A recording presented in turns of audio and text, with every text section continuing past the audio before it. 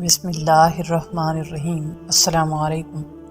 हज़रत आयशा सिद्दीक़ा रज़ी अल्लाह तआला अन्हा फरमाती हैं कि रसूलुल्लाह सल्लल्लाहु अलैहि वसल्लम की आदत मुबारक थी कि सफ़र में जाते वक्त आप अपनी बीवियों के नाम का कूड़ा डालते और जिसका नाम निकलता उसे अपने साथ ले जाते। चुनाचा एक ग़ज़वे के मौके पर मेरा नाम निकला, मैं आप सल्लल्लाहु अलैहि वसल्लम के साथ चल दी।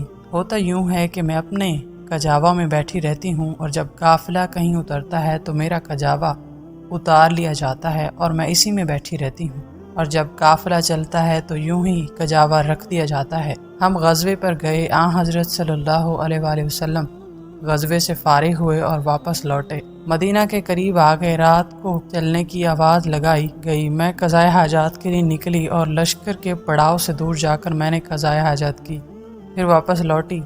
लश्कर गाह के करीब आकर मैंने अपने गले को टटोला तो हार न पाया।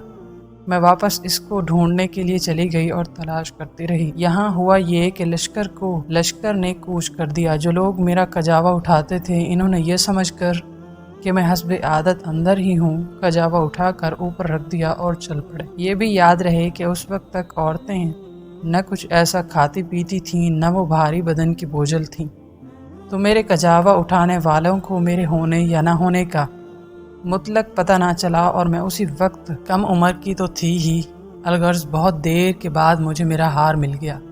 यहाँ मैं जो पहुँची तो किसी आदमी का नामो निशान भी न था, न कोई पुकारने वाला, न जवाब देने वाला।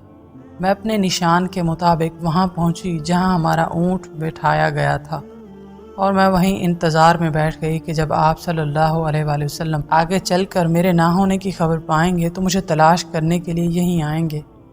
मुझे बैठे बैठे नींद आ गई। इत्तफाक से हज़रत सफ़ान बिन मोतल सलमा ज़ाकुनी जो लश्कर के पीछे रहे थे, वो पिछली रात को चले थे। सुबह के चांद को मैं यहाँ पहुँच गए। एक सोते हुए आदमी को देखकर ख्याल आता, गौर से देखा तो चूँकि पर्दे के हुक्म से पहले मुझे वो देखते ही पहचान गया और बआवाज़ बुलंद उनकी ज़ुबान से निकला, इन्ना लिल्लाहि व इन्ना इलैहि राजिऊन।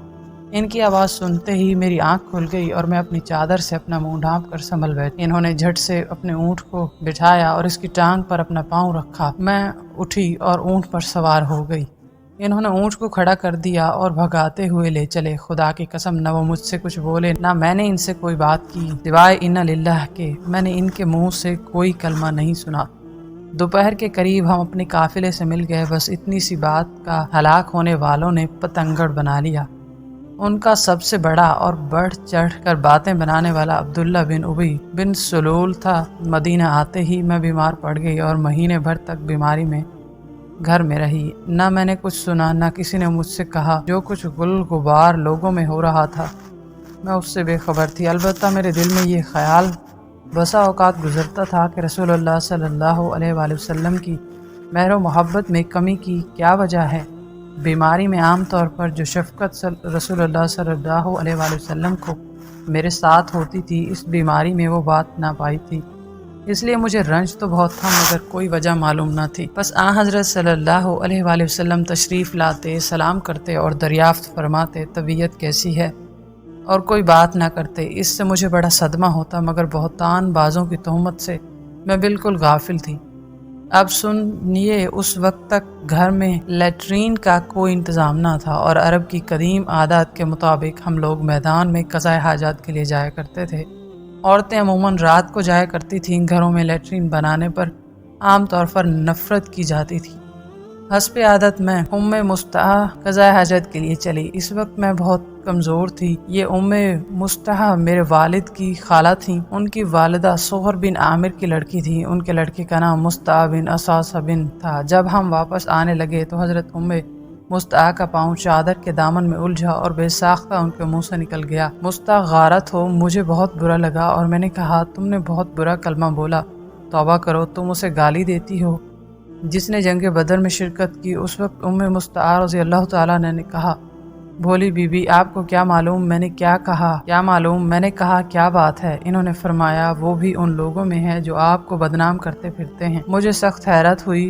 मैं उनके सर हो गई कि कम से कम मुझे सारा वाक़या तो कहो। अब इन्होंने बहुतान बाद लोगों की तमाम कारिस्तानियाँ मुझे सुनाई। मेरे तो हाथों के तोते उड़ गए। रंजो गम का पहाड़ मुझ पर टूट पड़ा मारे सदमे के मैं तो और बीमार हो गई। बीमार तो पहले ही थी, इस खबर ने तो निढाल कर दिया। जूं तूं करके घर पहुंची। अब सिर्फ ये ख्याल था कि मैं अपने मैके जाकर और अच्छी तरह मालूम तो कर लूं कि क्या वाकई मेरी निस्बत ऐसी अफवाह फैलाई गई है और क्या क्या मशहूर किया जा रहा है। इतने में रसूलुल्लाह सल्लल्लाहु अलैहि वसल्लम मेरे पास तशरीफ़ लाए और सलाम किया और दरियाफ्त फरमाया कि क्या हाल है। मैंने कहा, अगर आप सल्लल्लाहु अलैहि वसल्लम इजाज़त दें तो मैं अपने वालिद के यहाँ हो आऊँ। आप सल्लल्लाहु अलैहि वसल्लम ने इजाज़त दे दी।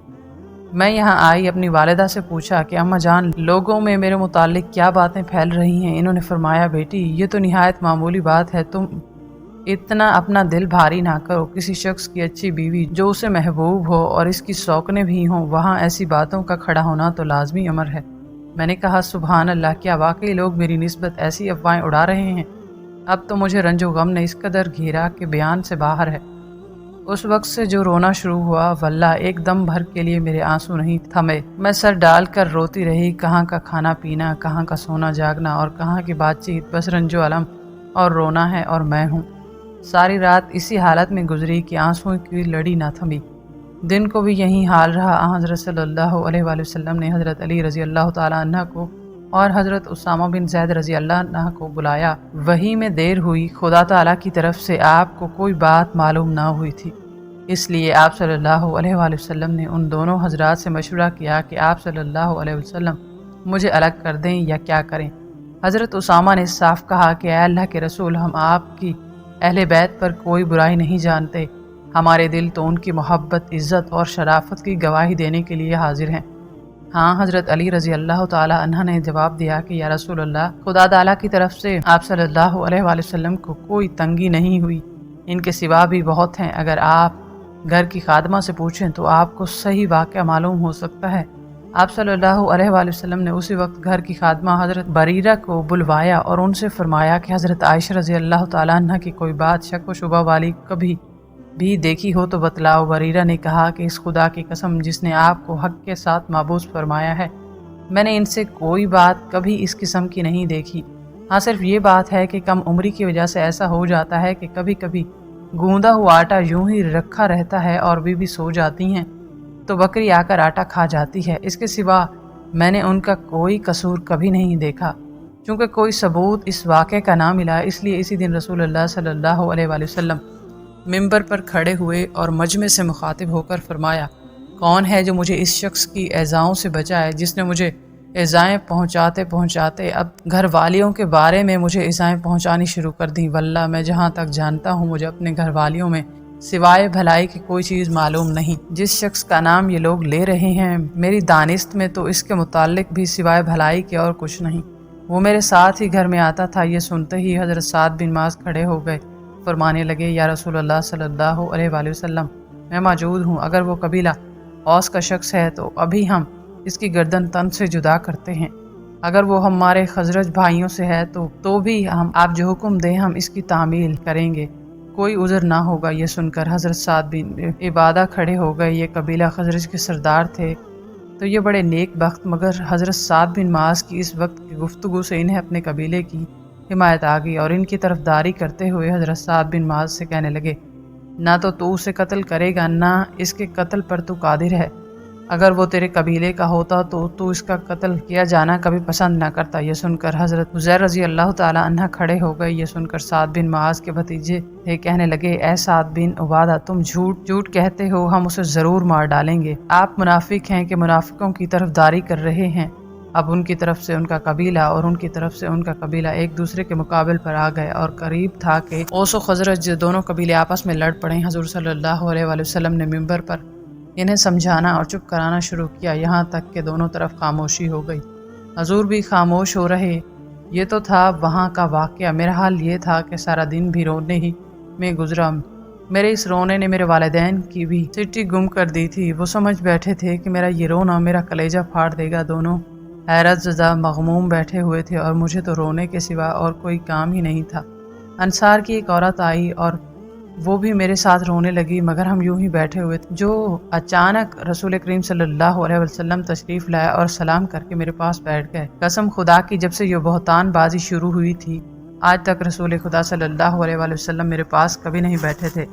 महीना भर गुजर गया था कि हजूर सल्लल्लाहु अलैहि वसल्लम की यही हालत थी। कोई वही नहीं आई थी कि फ़ैसला हो सके। आप सल्लल्लाहु अलैहि वसल्लम ने बैठते ही अव्वल तो तशहद पढ़ा, फिर अम्मा बात पढ़कर फरमाया, ऐ आयशा, तेरी निस्बत मुझे ये खबर पहुँची है, अगर तो वाकई पाक दामन है तो अल्लाह ताला से इस्तग़फ़ार कर और तौबा कर। बंदा जब गुनाह करके अपने इकरार गुनाह के साथ खुदा की तरफ झुकता है और इससे माफ़ी तलब करता है तो अल्लाह ताला उसे बख्श देता है। आप सल्लल्लाहु अलैहि वसल्लम इतना फरमाकर खामोश हो गए। ये सुनते ही मेरा रोना धोना सब जाता रहा। आंसू थम गए, यहाँ तक कि मैं आंसुओं का एक कतरा भी ना पाती थी। मैंने पहले तो अपने वालिद से दरख्वास्त की कि मेरी तरफ से रसूल करीम सल्लल्लाहु अलैहि वसल्लम को आप ही जवाब दें, लेकिन इन्होंने कहा, वल्लाह मेरी समझ में नहीं आता कि मैं हजूर सल्लल्लाहु अलैहि वसल्लम को क्या जवाब दूँ। अब मैंने अपनी वालिदा की तरफ देखा और कहा कि आप रसूलुल्लाह सल्लल्लाहु अलैहि वसल्लम को जवाब दें, लेकिन इन्होंने भी यही कहा कि मैं नहीं समझ सकती कि मैं क्या जवाब दूँ। आखिर खुद ही जवाब देना शुरू किया। मेरी उम्र कुछ ऐसी बड़ी तो ना थी और ना मुझे ज़्यादा कुरान हिफ्ज़ था। मैंने कहा, आप सब ने एक बात सुनी और उसे दिल में बिठा लिया, गोया सच समझ ली। और अब अगर मैं कहूँगी कि मैं उससे बिल्कुल बरी हूँ और खुदा खूब जानता है कि वाकई मैं इससे बिल्कुल बरी हूँ, लेकिन तुम लोग नहीं मानोगे। हाँ, अगर मैं किसी अमर का इकरार कर लूँ, हालांकि खुदा ताला को खूब इल्म है कि मैं बिल्कुल बेगुनाह हूँ, तो तुम अभी मान जाओगे। मेरी और तुम्हारी मिसाल तो बिल्कुल हज़रत अबू यूसुफ़ अलैहिस्सलाम का ये कौल है। बस सब्र ही अच्छा है जिसमें शिकायत का नाम ही ना हो, और तुम जो बातें बनाते हो इनमें अल्लाह ताला ही मेरी मदद करे। इतना कहकर मैंने करवट फेर ली और अपने बिस्तर पर लेट गई। बाखुदा मुझे यकीन था कि चूँकि मैं पाक हूँ, अल्लाह ताला मेरी बारात अपने रसूल सल्लल्लाहु अलैहि वसल्लम को ज़रूर मालूम करा देगा। लेकिन ये तो मेरा गुमान में भी ना था कि मेरे बारे में कुरान की आयतें नाज़िल होंगी। मैं अपने आप को इससे बहुत कमतर जानती हूँ कि मेरे बारे में कलाम खुदा की आयतें उतरी। हाँ, मुझे ज़्यादा से ज़्यादा ये ख्याल होता कि मुमकिन है कि ख्वाब में अल्लाह ताला हजूर को मेरी बारात दिखा दे। वल्लाह अभी तो ना रसूल करीम सल्लल्लाहु अलैहि वसल्लम अपनी जगह से हटे थे और न घर वालों में से कोई घर से बाहर निकला था कि हजूर सल्लल्लाहु अलैहि वसल्लम पर वही नाजिल होना शुरू हो गई और चेहरे पर वही निशान जाहिर हुए जो वही के वक्त होते थे और पेशानी मुबारक से बाल की पाक बूंदें टपकने लगीं। सख्त सर्दी में भी वही के नाजिल होने की यही कैफियत हुआ करती थी। जब वही उतर चुकी तो हमने देखा कि हजूर का चेहरा हंसी से शगुफ्ता हो रहा है। सबसे पहले आपने मेरी तरफ देखकर फरमाया, आयशा खुश हो जाओ, अल्लाह ताला ने तुम्हारी बारात नाजिल फरमाई है। इसी वक्त मेरी वालिदा ने फरमाया कि बच्ची हजूर के सामने खड़ी हो जा। मैंने जवाब दिया कि वल्लाह ना तो मैं आप सल्लल्लाहु अलैहि वसल्लम के सामने खड़ी हूँ और ना सिवाय अल्लाह ताला के किसी और की तारीफ़ करूँ।